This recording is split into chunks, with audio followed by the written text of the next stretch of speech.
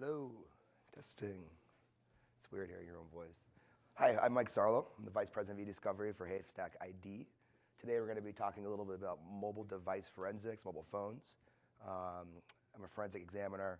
I oversee a piece of our forensics team and eDiscovery teams, RCA, dealing with mobile phone data and Mac data quite often as far as my specialties, my expertise point at Haystack ID. So we'll kind of survey the room, talk about how you start to intake a matter involving mobile phones to make sure things go well. We'll then move to cover different types of data types that can be recovered from a mobile phone, different types of forensic acquisition types. Talk about some Android and iOS issues, and then we'll talk about solutions for review and like production. Maybe show you a quick demo of Haystack's mobile phone tool.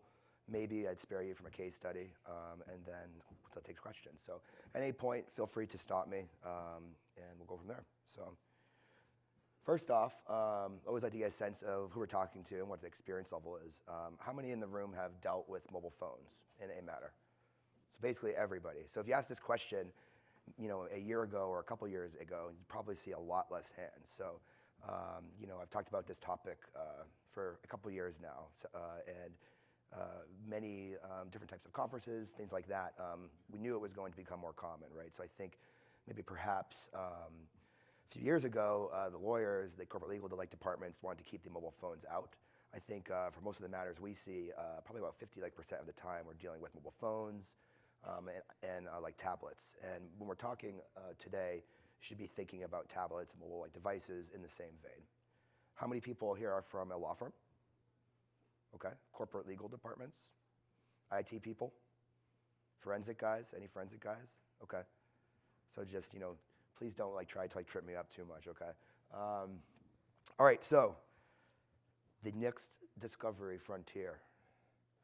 All right, so some common questions when engaged on a forensic matter involving mobile devices. Definitely want to get a sense of who actually owns the phone. We've had situations at Haystack where we get a call from an individual who's, he's stolen his wife's phone for the day and wants to come in and have it imaged. You want to be pretty careful about what you're doing. You can run into some privacy issues and some other legal issues as far as extracting data. So you want to make sure you have the authority to get into that device. You always want to think about too, is this a direct client or is it an adverse party? I've dealt with certain law firms or lit support people. They just get dumped a phone on their desk by an attorney. They may not realize that it could actually be a protocol in place that's another person's phone who's not their client. Maybe you're paying to extract data off of a device. It's always a good question to ask. It may change your approach. You want to also be thinking about what other devices could a phone have been plugged into, right? So we find all the time that there's backups on computers, iPhone backups. It's a great way to extract additional information from a mobile phone, providing you a differential snapshot in time. Maybe you have some deleted data that's no longer on the phone itself that's now going to be in that backup. I always look for them. Additionally, iCloud, iPhone backups, pretty much becoming standard care, I would say, over the past 6 months to a year, that we're always going into the cloud to pull those even when we have a phone. It's a question you don't want to be asked in court or if you're dealing with an opposing examiner. Did you go as far as to check the easy locations of where there could be more data if you're responding to anything involving a phone?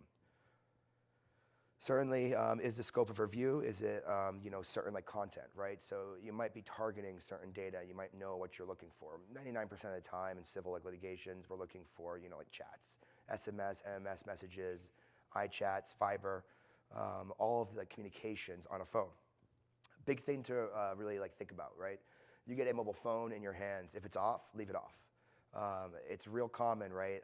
If you're dealing with a corporate IT department or even somebody who doesn't want their phone to be imaged, that it could wipe as soon as it hits a cell network. We typically use special equipment, a Faraday bag or Faraday tent or a Faraday can. This is a material that blocks cell signal, right? So it's definitely something you don't want to have happen to you, to have a phone wipe that shouldn't have wiped. It's make you look very, very, very bad. And usually it's non-recoverable for most models of phones. BlackBerries too, always be real careful, especially when you're dealing with an enterprise. They're usually set up to wipe pretty easily. Baseline, like BlackBerry, like management software, gives your corporate clients or like corporations the capability to issue wipes very easily with no additional software. So definitely want to be careful about getting a wiped phone. And then finally, could you have any MDM software? We're finding it's a lot more common now that our corporate clients are actually monitoring their phones, they're installing mobile device management software. Some of these like different software packages will actually make it very difficult to image a device or could even trigger a wipe. So always a very good question to ask if you're dealing with a corporate client or a law firm or a phone in general, is there MDM on that phone? And this gets tough to start answering these questions when you have an off phone, but I would always recommend just leaving it off. Now, sometimes an on phone will have more data. So if we get an iPhone, maybe it's unlocked or you get an iPhone, right? You turn on your phone, right?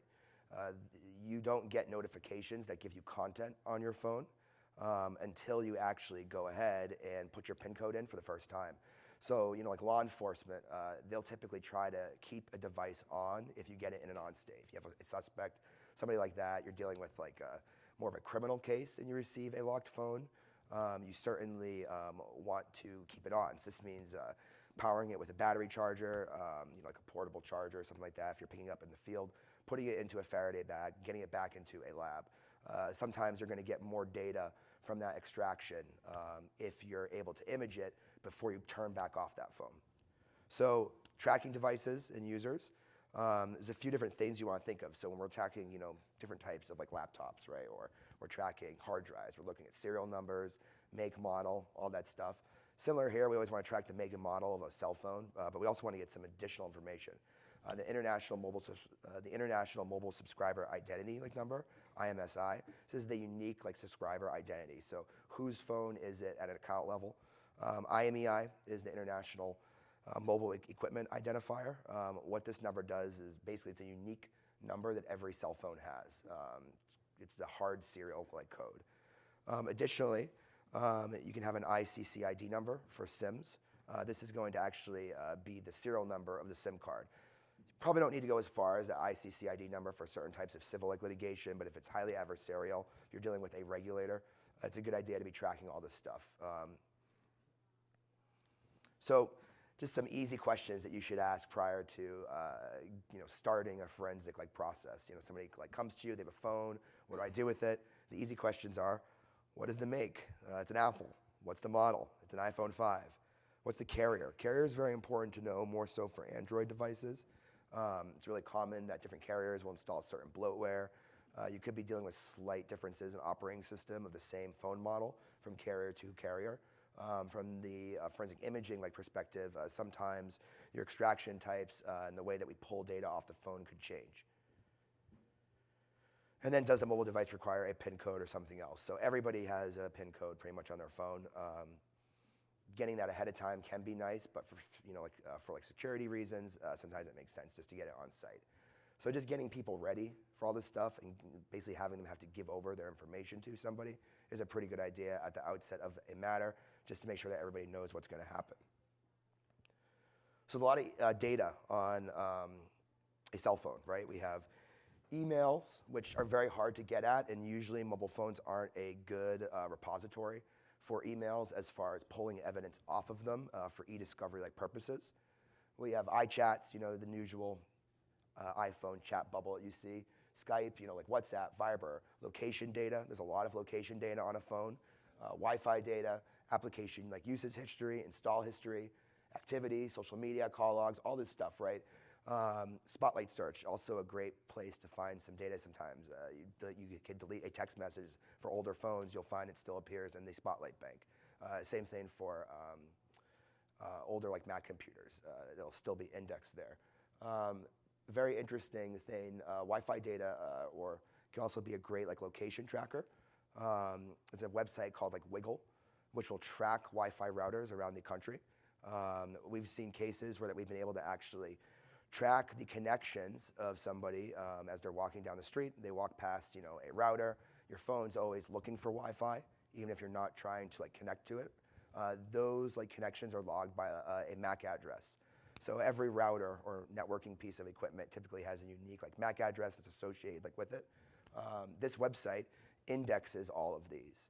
So we can take your mobile phone, and if you turned off your GPS, we can still track where you've been oftentimes because it's a pretty diverse database online. If you get a chance, go to Wiggle and try to find your own house. And there's a good chance that, especially if you live in an urban area, that your Wi-Fi hotspot router is on this website. Very weird. So all different ways to track you on your mobile phone. It's pretty much very easy to get location data even when you don't think you have that tracking capability turned on. So a lot of different data on a phone just beyond like messages. My philosophy is that in today's day and age, there's really no difference between a mobile phone and a computer, just that one's easier to lose than the other. I think we all use our phones all the time. You know, back in the day, I would get up in the morning, you go read some articles on your computer. Now you just go home and you sit on your couch, you stare at your phone all day, right? That's what everybody does. So a lot of your life is on there. So I want to talk a little bit about the different types of forensic extractions.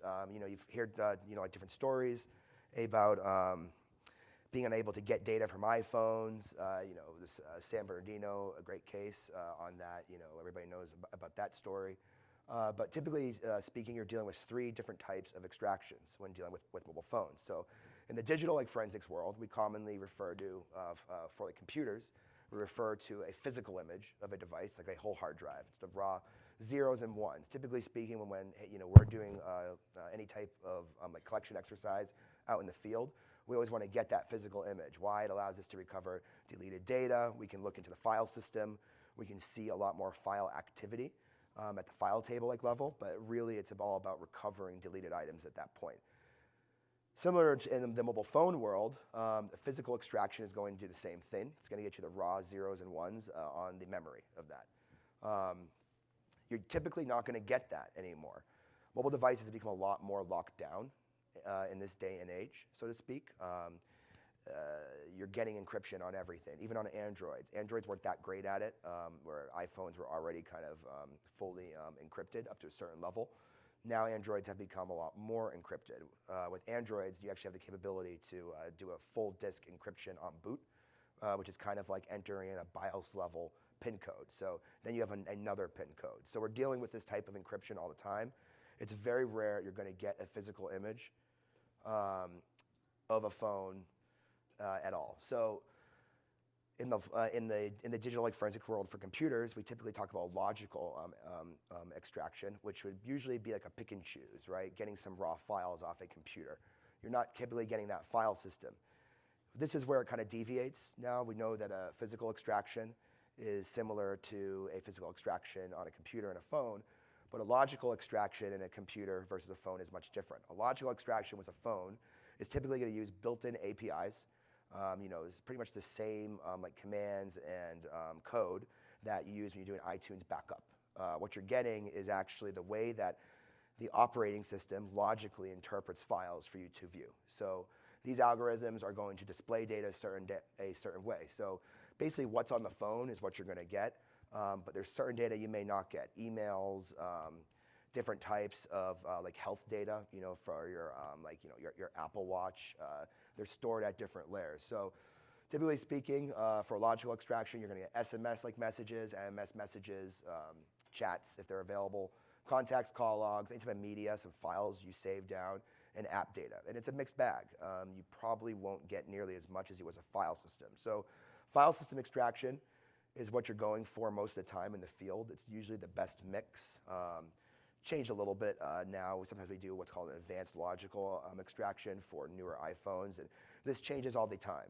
The same way that we would image a phone today may change tomorrow. This is due to updates.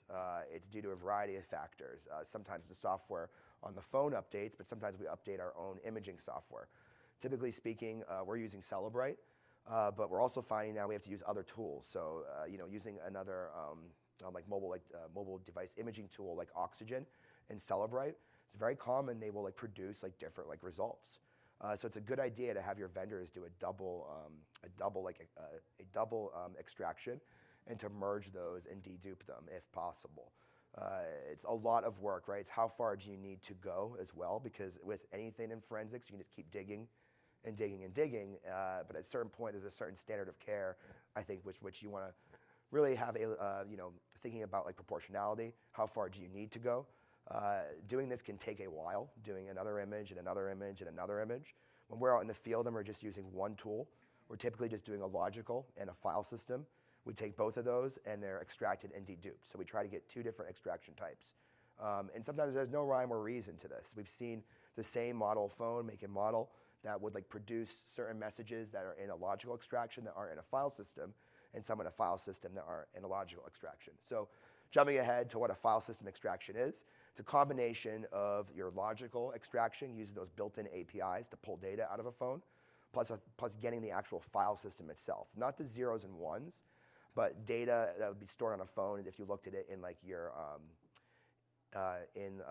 imagine being able to look at a phone in a like file system like browser, like your, like my computer, like desktop on your computer. Here you're gonna sometimes get some actual files.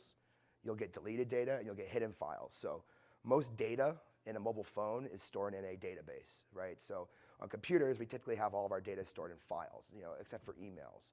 On mobile phones, you're commonly gonna find that everything's in a database, usually a SQLite database one way or another. So when we pull data out of those, file system extraction is great because we also get the individual communications, but we also get the databases. Now with a file system extraction, when we get those databases, we can sometimes carve data to recover deleted data from those databases. So it's a good mix. It's sometimes getting some deleted information, but then it gets into going back to using multiple tools.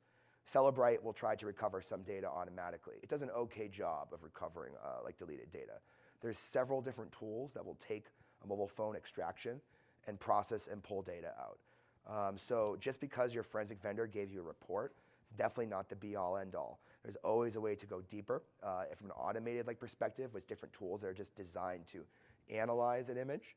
And then you also have different tools that allow you to manually go into a database and recover data. Certain applications are not going to be automatically parsed on a mobile phone. It's a good idea typically to get an application list from that phone in your extraction to see if there's any content in a report that you have that may not be in that report. So if you noticed a weird messaging app, you might want to go in and check that out and see if you actually have content from that app. A lot of these newer messaging apps, they don't automatically parse. So we had a case recently where I had a Verizon Messenger app where we had a ton of data in there. Celebrite wouldn't parse it. Oxygen wouldn't parse it. And this is on the processing side. We actually have an image and we start to process it. And you have to manually go in and reverse engineer the way the tables work and pull the data out and get your communications out that way. So that can be pretty time intensive. There's always data left on the table when you're dealing with a mobile device. There's always more to get. So finally, the physical extraction, we already covered that kind of. Really, that's those raw zeros and ones. Not only are we going to get those databases and those files, but we're going to actually get deleted pieces of data. So if I remove an app from the phone, you might recover a database related to that app. Sometimes in a file system extraction, you get that, but more often than not, a physical extraction is going to have more of that. And again, they're pretty hard to get these days because phones are so encrypted. You can send certain devices in to Celebrate, have them unlocked. It's only going to get you so much, really just for a bypass PIN code. There's different things we can do to wait. Sit and wait is sometimes it. I've had cases where we've imaged a phone 2 years ago and sitting in a locker, and then we image it again a year later, you're getting a ton more data because the software has now outpaced the operating system. Typically speaking, you're dealing with mobile phone imaging manufacturers being a little bit behind what they can pull from a mobile device. So we just had the new iOS come out. I think it's iOS 11. And day one, we're out in the field and we're doing phones and we're having issues. We have 3 different tools, and I guarantee you that if I give it another month and I use the same tool to image that device, I'm going to get a ton more data. So just something to realize. Going back to health data too, kind of a weird thing is I'm telling you that logical extractions have less data, but the only way to actually get your health data out is to take an encrypted iTunes backup. It has to be, you have to put a password on it to get that health data over the phone. So kind of interesting with how complex this is getting. There's a couple more advanced extractions. One we call a chip off. This is when usually like a broken phone, somebody smashed it, they took a hammer to it. This is where we take the raw like memory out. We usually have a special holder. You pop the chips in, you image it raw, and you decode it. JTAG is basically going to be a standard that we use a few like connectors to actually open up a phone and like connect directly to the main board, and we try to image it that way. That's more common with Chinese like chipsets, foreign like chipsets. In the US, we have a typical standard types of phones being sold. In foreign countries, there's a lot more phones, especially when you're dealing with like budget like devices, feature sets, what we call them. Oops. So just talking about iOS in general, we talked about encryption and backup encryption. Something that I'm always find that happens to us in the field now is that so at a certain point, Apple updated iTunes to basically want to take an encrypted backup of your device all the time. If you ever put a password in when you actually, if you put a password in when that you take that iTunes backup, it actually has the reverse effect of putting another layer of encryption on top of the phone. And these phones will image fine when you're on site, but as soon as you go to actually open the image, you get a pop-up asking you for that password. So pretty good idea is even if a custodian is telling you they've never taken an iTunes, like an encrypted iTunes like backup of their phone, your forensic vendor should basically be processing that phone on site. So as soon as I image a phone, I usually have a second laptop, I plug it in, I start processing that extraction, and then we move on to the next extraction type on a different dongle. So we're processing it, we're imaging it, and then we're taking another deep dive in there. This can be a huge pain when you're dealing with larger phones, 128 gig phones, 256 gig phones. Some of these can take hours to image. I had a case a few weeks ago where we had a 256 gig iPhone, and it literally took 10 hours to image. And we had tried to image it like 3 times, but who wants to leave their phone for that long? And finally we got this guy just to, to like give it up. And then just processing the phone took like 4 hours, just to get this report to open. So this used to be something that went very quick, and now it's starting to take a lot of time out in the field. And what do you do now when I am telling you that we needed to take 2 extractions, and now we need to go get another tool and then do 2 extractions there? So it's all about like proportionality. I think when you're dealing with a regulator is really when you want to go the extra mile. Some things are easier than others, but getting a few different extractions from a couple different tools makes sense when you're dealing with SEC, the DOJ, anybody like that. Especially if they already have or are going to get a copy of your client's phone, you want to get every extraction type you can. Like lock screen wipe, it's a big problem. Don't ever, if you get a phone that's on, or if you do happen to turn it on, try to put the PIN code in. It could be on that last attempt. You don't even know it, and you put it in, and boom, phone wipes. I've been drunk out at parties or something. I have 2 phones, and I can't tell you how many times I've accidentally wiped my phone from putting in the wrong passcode because I have 2 iPhones that are the same size. I have a case on one of them now, so that doesn't happen. But you're sitting there, and you're just talking to somebody, and then boom, 4 attempts, it wipes. That's the way my company has my phone set up.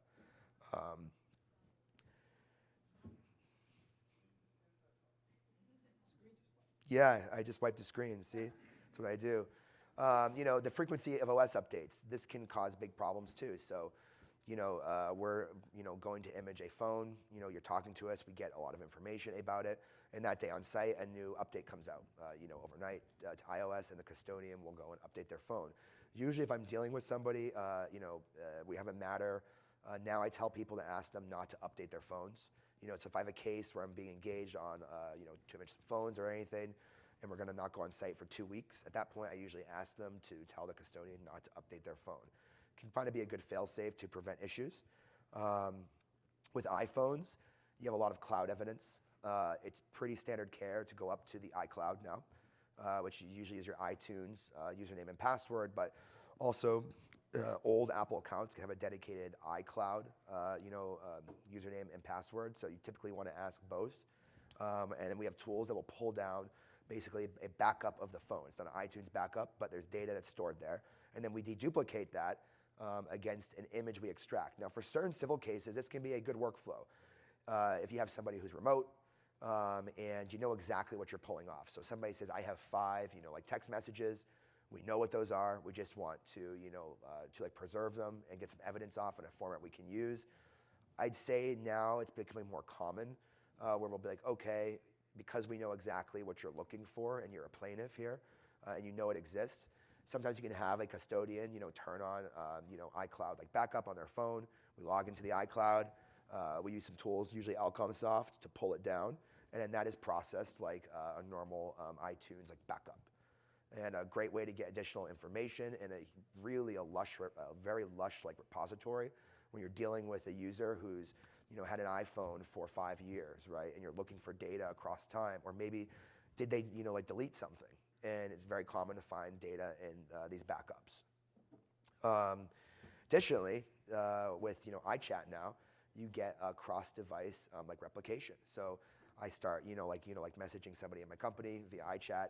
On my MacBook, I have it like set up to basically forward like messages there. They're on my iPad. They're in the iCloud. They're going all around now. And deleting them from one device doesn't necessarily mean they're deleted from the other. So we recently have cases where we actually pulled iChat databases off of MacBooks, and we've deduplicated those against actual chats pulled from a phone. So it's just there's so many places to go to get this stuff. And certainly, just a lock screen, that's always a kind of an issue with iOS.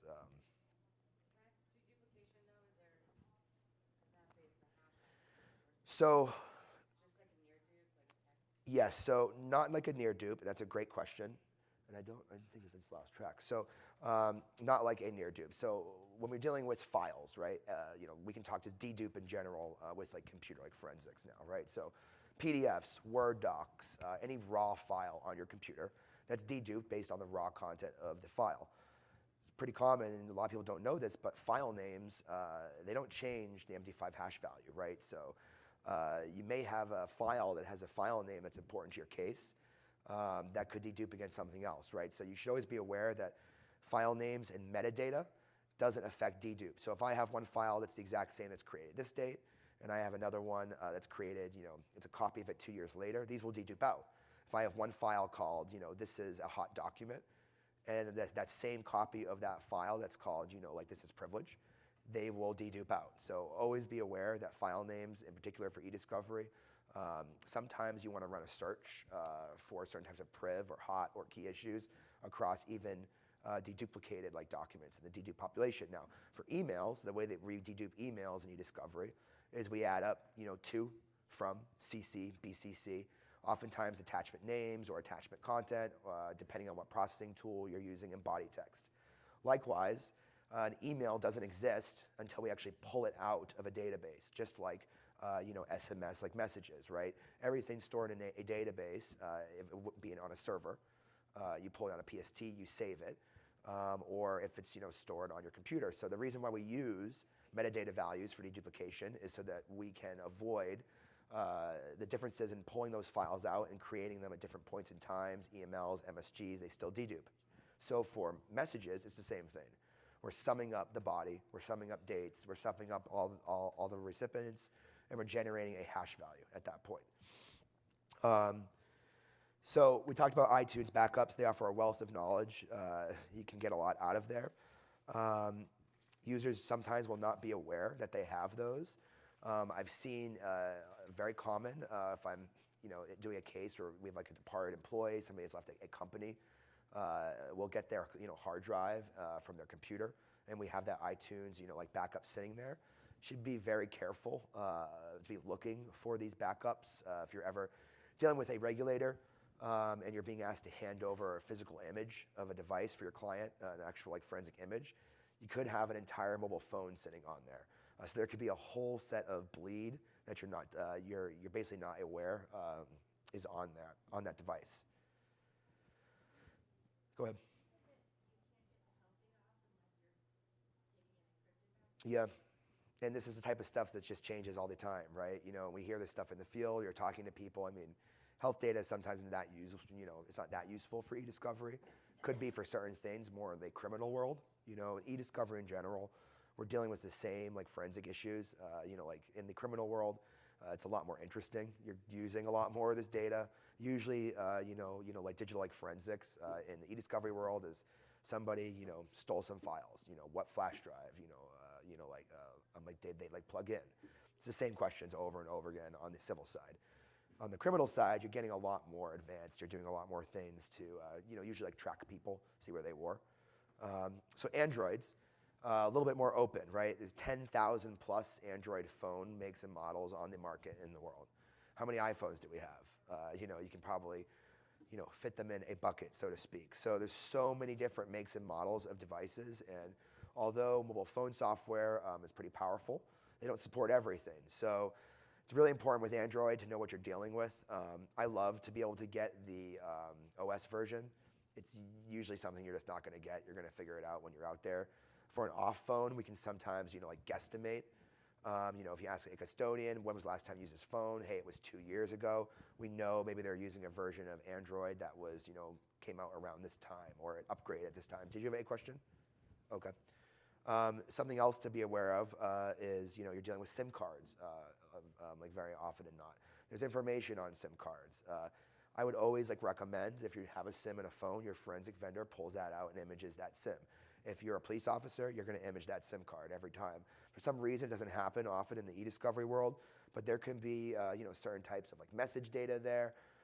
There's a lot of information about who is actually using the phone, who's a subscriber, what carrier it is.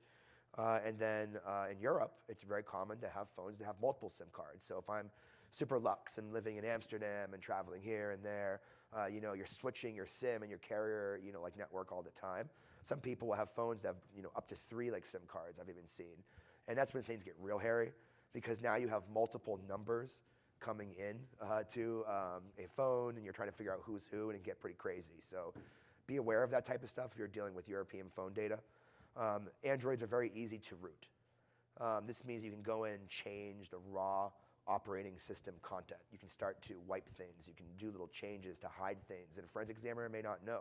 So always be aware of rooting, and people are a lot smarter than people think. I find that people are getting savvy, right? When they know that they have to hand their phone over, they're going to go online and they're going to research, how do I cover my tracks? See it all the time, even in forensics, right? Somebody has to give their phone over, they have to give their computer to a law firm. They start wiping things. I've seen people get as advanced as to be using, commands from another computer to wipe, targeted data on their Macs. So usually we can tell when something's going on, but if you have a sketchy custodian, you should kind of be checking them. And usually it's your own clients who are trying to hide data from you, especially if you're dealing with somebody who's under the gun from a regulator, right? And you're a law firm client, usually they've done something bad if they're under the gun from a regulator, and you can only go so far. Androids will have entire device encryption. Go ahead. Sometimes with older Androids, definitely, you can get some information off them if you get a physical image. iPhone, pretty much not. You're really not getting anything off of them. I mean, iPhones do a really good job of cleaning up everything. Probably a couple of years ago, a version of Android did not do as good of a job on a full system wipe. And maybe you could just do a system restore versus an entire device wipe. You would have different options. System restore, just kind of flash over new software that's stored there and just reinstall everything, and a device wipe would be a different standard of care. Now, pretty much anytime you do a full wipe on any modern day phone, it's going to clean up everything. And it's because mobile devices are using memory, right? Not like a hard drive, a platter. It's a different way to save data. It's always volatile. It's always decaying, so to speak. Your phone is always dying. There's certain checksums in there that basically allow your phone and the memory in it not to break down. Basically error checking. You get bad sectors all the time. The phone will always usually clean itself up as a part of that process. Another thing that we're dealing with too is mixed memory. Androids oftentimes have SD cards, and you can't be confident or confident that just imaging a phone and not that SD card individually is going to pull that data when you're dealing with certain Androids. You always want to image the phone with the SD card in it, and then image the SD card on its own. And then those are deduplicated. And this adds some more issues as well, where he sometimes finds that certain types of applications may save a piece of data on the phone's internal memory, and another piece of data on an SD card. And sometimes you're merging them back together, or sometimes the SD card is encrypted inside of the device, and we do an image of just the phone, and we think we got everything, but you didn't, because you didn't get that encrypted, that encrypted SD card. There's a lot of application information will default to SD for Android, so they're saved in two different places, so to speak. You have a piece of the software and then where you save data. Like WhatsApp is a really good example of that. Usually always saves to an SD card. And anti-like forensics. There's a lot more applications to get for Android to wipe your phone and to cover up your tracks, like these CC cleaners of the phone world. If you ever want to cover your tracks up on an iPhone, there's an application called Wicker, W-I-C-K-R. This is how you can actually wipe your databases inside your phone. So this will write zeros to free space. I see people pulling it out, and this will write zeros to free space in those databases I was telling you about, and we get a file system extraction. We can start to recover data. So every now and then, I just feel like I need to do that. I deal with clients, things like that. I mean, I would always recommend to use a secure messaging app in this day and age, like Confide or anything like that. If you have concerns about having your phone accessed, either just due to the work you do, or because you have done something you don't want people to find out. But that's a good one. It's the only one really for Apple. It's a hidden feature because it's a messaging app. It's a secure messaging app, and in the settings there's actual a shredder, and we've tested it. And it does a really good job of actually making data unrecoverable. Go ahead.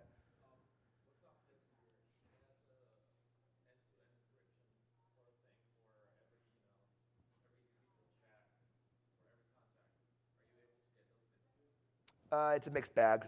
I mean, typically speaking, we get data from, like WhatsApp. They have end-to-end encryption turned on. Sometimes you're not getting it, but we can get information sometimes from it. So it's a mixed bag. You're always testing, right, to see what you can get, because apps change, and software's capability to decrypt encrypted databases also change. So you'll see that WhatsApp will update their database encryption all the time.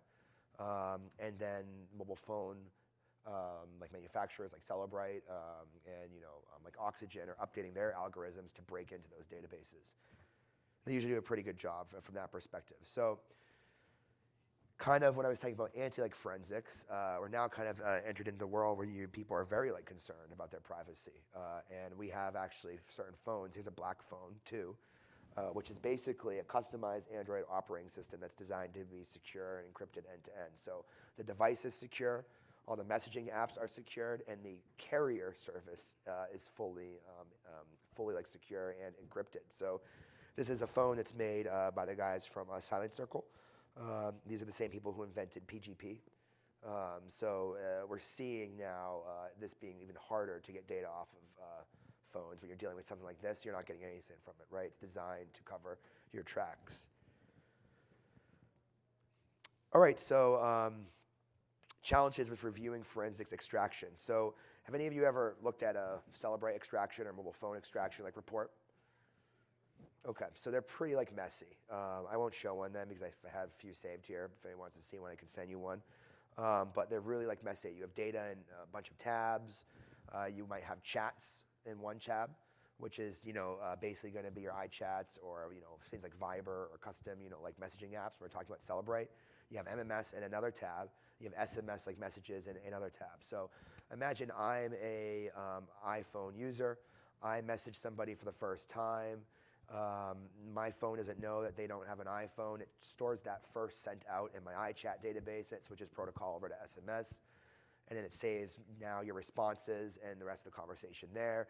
And I send a Bitmoji, or I send an attachment, and now that goes into the MMS database, which is your multimedia messages. Anytime that you throw any graphics in a text message for an Android, you're going to be having a lot more MMS content. iPhones typically end to end. If you're talking to another iPhone user, everything's going to be in the iChat database. Reports can definitely come from a variety of software platforms, right? Because we're doing this with different tools now and trying to standardize those, and basically decoding them can be different as far as time zone settings. You should always be aware of time zone settings and how you're processing data for a mobile phone. You don't oftentimes think to ask that, but these reports come out in different time zones. So you can say, oh, Mike, give us back a report on UTC. A lot of people may not ask that, and they're looking at something, and they get some information from a carrier, like call logs from a carrier, and they're trying to match up the time settings, and things don't match up. And that can sometimes have no rhyme or reason as well. I've had clients who've never, been on the West Coast, and we got a carrier report that's, offset to that direction. So you need to kind of sync it up and check it. For me, we're usually giving back everything in UTC time, which tends to flatten things. So it can be difficult to isolate all these different communications between SMS, MMS, iChats, and you got to be careful about dates. Hyperlinks, right? Have you ever seen a summation browser briefcase? Do you ever have to deal with those in e-discovery processing days where you get this ridiculous load file that had embedded links, and you have to do a lot of things with them? Same thing for most mobile phone reports you're gonna get back. You're gonna have a lot of files, right? PDFs that PDFs that people download, any type of attachments, certain types of pictures. You oftentimes don't have a parent attachment relationship like we see for e-discovery. So handing that data over to another party, depending on the format you agree to, can be pretty difficult. I'm gonna kind of jump ahead since we're running out of time. So some considerations for production agreements involving mobile phone data.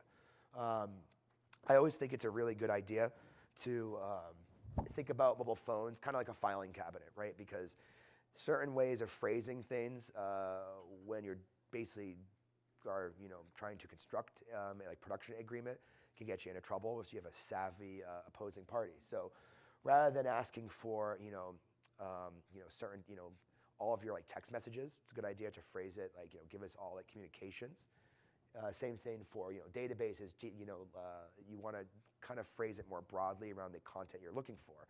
Now maybe you're a defendant and you're negotiating, and you may say that we want to just focus on SMS messages, right? And I've seen people try to pull this, where they get very granular in the way that they may negotiate a production agreement when it comes to mobile phone data. Thinking about it in broad categories is going to ensure that you're getting everything that you should get. So just be careful sometimes and make sure you really think about the way that small details are phrased, because an SMS message would only get you an SMS message, not an iChat or an MMS message. And we see this sometimes often. So some workflows for personal data protection as well, which you're going to always deal with. People are going to be real scared about giving up their phones, right? So I always tell people to start with an aggregated list of contacts that you get from the device. Don't just rely on your client or the custodian to give you phone numbers, names, and aliases. I've seen situations where somebody's migrated their contacts from phone to phone to phone to phone. And when we actually go to image the phone, we find contacts that actually aren't visible in the phone when you're just using it. They just get kind of jammed into a database. They don't parse right. And then there will be a series of contacts that they don't even know are saved in that phone. So I've also seen situations where inside an iChat string, it will switch to somebody's iChat handle. So you have a conversation that's going by a phone number, and then you can sometimes do a switch to an alias. More common with other apps, third-party messaging apps, where phone numbers and aliases can get mixed up and changed, especially if you update an app and they change the way they store data. So it's a good idea to look at all of the contacts that could be related to a custodian. From there, we would typically tell you to work with a custodian to basically classify, contacts as, relevant or non-relevant. Or, if it's my wife, I don't have a wife, but if it's my wife, I don't need to usually hand that over to somebody or somebody's kids. And, basically trying to do a priv log or a privacy log, so to speak, is a way to provide some transparency and to basically not hand those communications over to another party. So utilizing search terms can be difficult if you're dealing with a mobile phone. Working with forensic products to cull and search data can be a huge pain. Relativity makes it very easy, right, to put a date range and to find, 3 email addresses. Celebrate and UFED Physical Analyzer makes a huge pain. Sometimes we will get these requests where people ask us to, grab 4 different phone numbers, 3 different date ranges, and you're just kind of digging down and have to do many different iterations to get to that data to output a called report. It's a lot easier than it sounds sometimes. My recommendation is oftentimes try to break this stuff into a review platform. We have a custom application that does that, but what we've been seeing now with our application, which is the Celebrate Relativity Integrator, uploads data into Relativity so you can easily review and produce it, is we've basically have come up with a threshold that our clients can set up around their search term hits. So if I have a search term hit, we will bring back and return to you, plus or minus 5, messages around that search term hit. So, think about the difference between an email string and a text message string, right? An email is a self-contained wrapper. It has a subject. You have one responsive email, right? You have a series of responsive emails. With mobile phones and text, you guys have an infinite amount of text messages between 2 people. Where do you draw the line as far as what's responsive and what's not? A lot of my clients now, I advise them to basically come up as a part of a production agreement, a threshold of communications to pull in around a responsive search term hit. So, I get a hit, give us back plus or minus 10, and that's what goes out the door. And this has been really interesting because, we've seen certain clients, usually when you're dealing with a regulator and they have, 2 suspects of interest, they were asking for, all communications in time, right? So, 2 years of text messages going back to the SEC.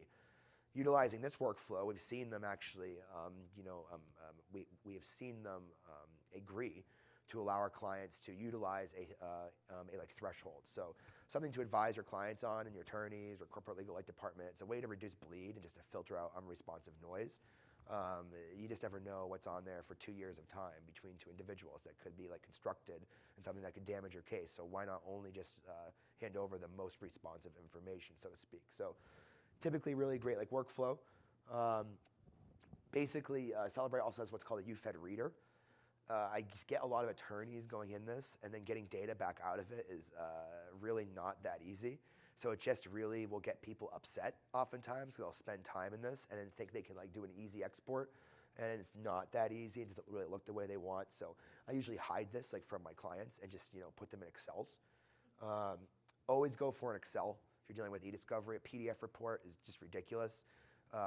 One of our demo phones was used for 2 months, and we got a 2,000-page PDF report out of it. So, you would have situations, and associates will do this, right? You hand them the report, and they're literally going through and redacting all this stuff. They're redacting out thousands of pages of data, just to get to certain communications. Always a good idea just to start with the Excel and to kind of force your clients, whether it's internal legal department, whoever it is, a law firm, an attorney, into that Excel format and to try to clean it up for them. And certainly you can do a lot of stuff here for trying to manually, prepare this data to go into a review platform. You may want to take, an Excel sheet, run a number through it. You might then have to go and create a ton of custom fields. Then you're going to have to actually go and convert an Excel into a concurrence load file. And we all know how that fun is when you don't have real delimiters to start to put, delimiters back into something when you're making a custom load file by hand. You might need to also put a control number on it to get it into a review platform. You're not going to have text files, you're just going to have metadata. So you might want to run a script that's going to blow all the fields out to a text file per record. You're not going to have attachments or attachment relationships. You'll have to start to write scripts to manually create that stuff. You actually aren't going to have any type of actual files in there, so you have to build that in as well. So really not fun. And this is actually what we used to do for our clients. And then we invented basically a tool that does all of this for us, which is basically a desktop client that will eat a Celebrate report, an Excel report, throws it into Relativity, does automatic parsing of rows, runs a control number, throws all of your attachments in, normalizes your text messages so they actually are EMLs. We'll create hyperlinks, and we'll create parent attachment relationships. We'll actually attach files to data, and we'll give you some custom views and fields for looking at that and make it fully searchable. And I guess what I was going to do is show that very quickly.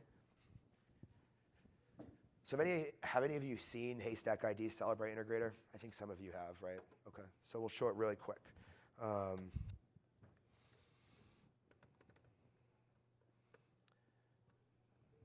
I'm used to using Google Chrome, and that's not on here.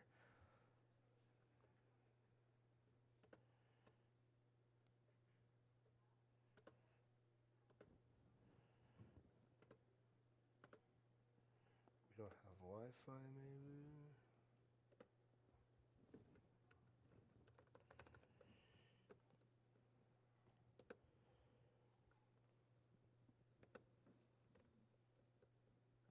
Is it airplane mode?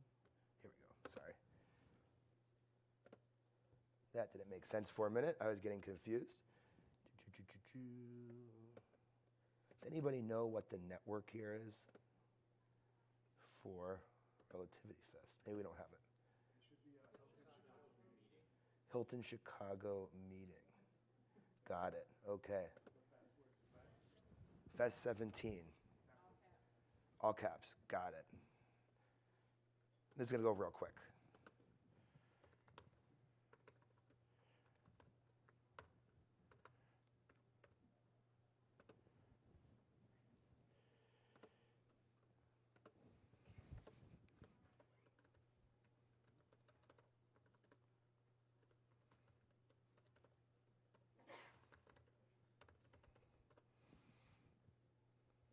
So I'm surprised to hear you talk about how difficult it is to convert an Excel spreadsheet to a file. And I'm wondering why Relativity, if anybody ever requested that Excel spreadsheets be loadable for Relativity. Is anybody Oh, definitely. Sure.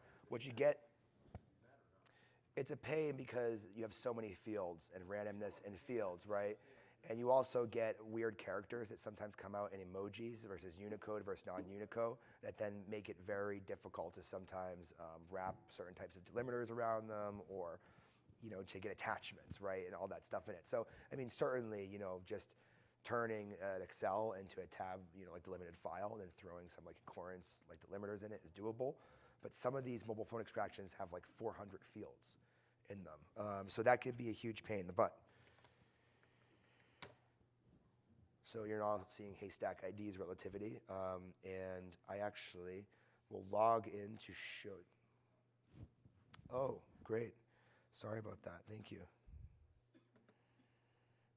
It might be a little slow down here.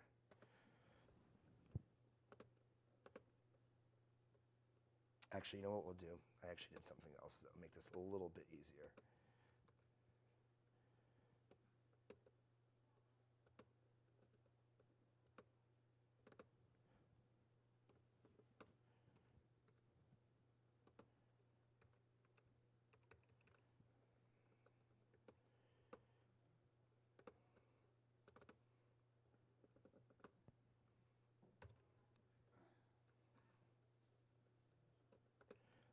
Sorry. We'll watch a YouTube video of it. You might want to escape out of your PowerPoint because I think you're using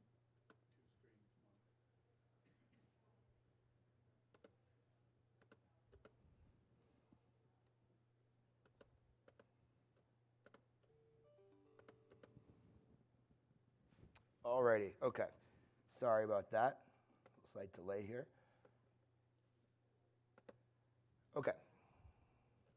So what you are now seeing is Haystack ID's Celebrate Integrator. Just hit play. And there's actually audio, but I guess I'll just narrate. And basically what this is a standalone desktop application. Grab your typical Relativity Access URLs, username and password, pop it in, reach out to the server. We pull you a list of workspaces that your username has access to. At that point, you click on a workspace. We're going to pull down all the fields and data, all the fields that live in that workspace. You get a nice little folder structure here. You can go ahead and create any folder structure you want to upload into. Drag and drop a Celebrate extraction, which is this folder structure right here, a workbook. Choose an export location. We also generate a DAT file for you when you do this. Pop a custodian value in. John Doe. Enter in a volume number and a starting Bates number and hit go. Now what's interesting here is that we actually automatically determine the data type of different fields in the Celebrate in a mobile phone extraction here. So we built this tool. We wanted it to be somewhat expandable because different types of apps, things like that, they'll pull different content out. So you can't keep like programming it. So what we did here is that our tool will actually go out to your workspace and will map fields that have the same name. And if you have additional fields that are in your workspace, it will create them and create them as the right data type, which is very unique and interesting. Hold on just 1 second, because I'm going to just show as it goes through here. I'll only have a short amount of time. What you see up here is audios, calendars, call logs, chats, contacts, images, messages. We create for you some nice like custom views, file data here, which is going to be all your files, any type of your like message data. So merging together chats, SMS, iChats, all that stuff, like voice data. It's going to be all of your iPhone, like mobile, all of your voice messages, and we also create the SEC field. So you ever had to like produce mobile phone data to the SEC? There's a bunch of stuff they ask for that does not come standard out of any tool, and some of it's actually not possible to get without a carrier-like request. So you definitely want to be careful about what you agree to when you're dealing with them for mobile phones.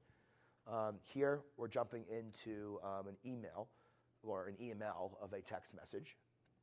And you see a nice rendering of what would be usually in Excel. And we went with EMLs just because it's what reviewers are used to seeing. All of the fields that are in the report are also going to be created as fields in Relativity, so you can filter on them pretty fast. We also create a text file with all of the message information plus some key metadata. This is customizable with an INI file for applications. You can add or remove fields, but typically this is a good mix of what you would want to produce for a text file. This is a really good feature, is just reviewing one chat and switching in the viewer. It would be a huge pain in the butt. So we actually create a participant hash view, which basically is a custom unique identifier for unique like conversation threads on a phone. And that's going to allow you to quickly click through and review those and do some batch coding, because we all know when you're going through a phone, you can read a string really fast. So we wanted to give you that capability in Relativity. Here we've already run a search term report, and the keyword was like Brazil. Now, if we just looked at this one document, we don't know if they're talking about the country or something else. We do some custom view here to make it easy to just look in the actual, in this view here. But we actually have another feature, which is that search term like proximity like grouping that I told you guys about, which will bring in another hash value here. Here we did plus or minus 5 around this STR, and you see that we have our search term hit for like Brazil. When we go back 5, we have brought those into this view. And then here we had like Brazil once, and then we had like Brazil again. So we went forward 2 and then saw it again, and we kept going forward 5. So this is a really great way to streamline the entire like review process around this data. Just having your attorneys look at just what is responsive rather than a 2,000 string like text string. And when it comes to like production time, you're just shooting these out of Relativity like normal documents, right? So you can have a mixed like production of eDoc data and mobile phone data, and somebody may not know better that you slipped in some like text messages into your like production. Once you start getting into mobile phones, it's common that like forensic examiners like come in. So this is a great way just to treat mobile phone data as normal data, and everything's on people's phones, right? So we always recommend to our clients that they try to like collect them, and you're usually going to find something there. So, any questions at all? Go ahead. So it seems like you're using image for ingestion, right? Or sorry, it seems like you're using Excel report for ingestion, not the image from Celebrate. Exactly. So my question is that flexible to basically bring in other Excel reports from other applications, say like an Oxygen or even like XOY? Yep, so our next version is actually going to fully like support Oxygen. We don't support XRY yet. And the reason why that we don't eat the raw image is because you may be using different tools or decoding mobile phone data in different ways, or running like custom scripts in a mobile phone like processing application, like such as UFED Physical Analyzer. And we wanted to offload all of the risk to the application, right?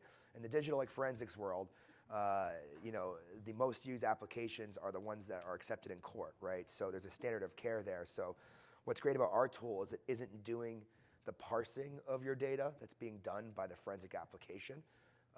It's really just taking it and displaying it in Relativity. So We have a lot of clients who use that, and it's been very successful for Haystack, and we're happy to let anybody else use it as well. Even if you're using other like vendors to image phones, you know, we can even eat the images that they have like taken. So, you know, it's agnostic from that standpoint. Another question? Yeah. Also, how do you decipher emojis? Does Haystack assist with that? Because one of the issues we're running into is from a Celebrite perspective, we just can't parse some of these things out correctly. Emojis can be really tough.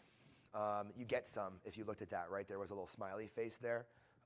You really need to create a custom, a very like custom object there, and emojis change, right? It's sometimes dependent. Like when I send a smiley face from my iPhone, and Android might sometimes get like a little like robot smiley face.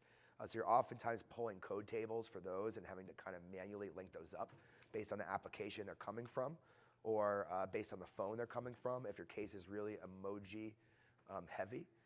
So yeah, definitely something to be aware of is that they may not come out right. And usually you know you have an emoji when you get a really weird looking Unicode character in an Excel report. So that's something to certainly be aware of. And sometimes these applications can't parse them because that data isn't stored there the same way. It's a relational table. And typically speaking, they don't come out that easily. Any other questions?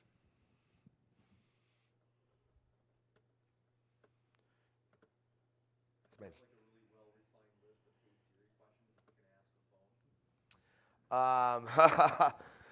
phone. You know, I'm getting... Hey Siri right now, tell me how to get home. All your phone will tell you. Right. I mean, that's changing every day, right? You know, sometimes when I'm real mad, I just kind of yell at Alexa and realize how stupid it is. It's like the stupidest thing ever as I've started to realize I can't do anything. But no, I'm not a Siri expert. I don't use it much. But some of that data can be saved, right, for IoT devices, right? So one thing to realize, too, we're talking about all these mobile phone imaging like techniques. Same stuff is now applying to like cars, right? You know, when you go and, you know, get a rental car, right?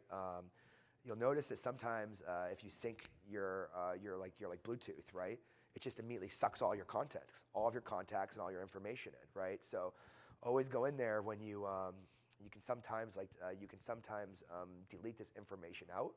But you know who likes to like listen to music, right? If they're in a rental car, first thing a lot of people do is like sync their phone, and then what happens is it sucks all your contacts in. Hertz in particular actually modifies some of the these operating systems to purposely like log your information, and they're using it for marketing. So the imaging techniques and the way we think about imaging, like a car or whatever, there's customized tools to do that. But the way you're getting data out is very much the same, right? IoT like devices, right? The Internet of Things, like your Amazon Alexa, all this type of stuff. We think about it a lot the same way we think about mobile phones. So beyond the phone is everything else, so to speak. So, all right, thank you guys so much. Any other questions? Oh, yes, sir. Do you have any versions of the connector that would work with something other than a Celebrite UFED report that would just simply work with a delimited data or with an Excel spreadsheet? So we use it all the time, the underlying code to deal with delimited data, right? So if somebody just dumps me an Excel, yeah, I can pretty much read anything. As far as a client-facing, polished, front-facing application, Celebrite right now, and it will adapt to additional tabs and additional fields as an INI setting to actually pull in any type of like different information that we're not like displaying in Relativity. New version is going to like support oxygen in a couple months, and then probably we'll do like X-ray. And this is something we do with a lot of forensic data, is getting it into Relativity. It's something that Haystack like specializes in, is getting it into a platform so you can like review and like produce it. But if you ever had a case or something where you need us to handle like a large database like that and give you back a load file, this will do it really quickly in our dev environment. I'm actually looking more at someone has an unencrypted local iTunes backup using a low-cost tool to parse it out, messaging, and bring it into Relativity. Definitely. We can take an iTunes like backup. You'd still have to run it through Celebrite or process it in a tool and get back that processed data from it. But yeah, then from here you could, I could give you back I could even give you back a load file so you could load it in your own environment. Any other questions? Does your tool attempt to do any normalization, right? So, or are you just doing straight No, it does actually do some normalization. So we actually found that Celebrite will drop contacts in their own like participant hash analysis, and it would be common as a forensic examiner to filter on some of these like unique IDs that say this is a unique like conversation. We actually built a custom algorithm that does a better job of threading like communication. So we will thread SMS messages, MMS messages, iChats, Viber, everything into one view, which can be really good for certain types of cases. Like I did a bullying case where these kids were like switching between 5 different applications to like bully like this girl, and they'd be on like Instagram. Then they're in like some other like group text like application. Then they're in Facebook like Messenger, and being able to look at that timeline of what apps were being used and what was being said was very important to that case. Now, it'd be very difficult to do that just in Celebrite. You've had a physical analyzer, looking at Excel report, looking at anywhere. Just from a timelining like perspective, this tool merges it all up. So you create like a unified date field that then you could. Yes, exactly. There's a lot that I didn't go over in this demo. If any of you want to see it, it's at our booth in the community like pavilion. Don't forget to rate the session, and we give you a deep dive or set one-on-one demos.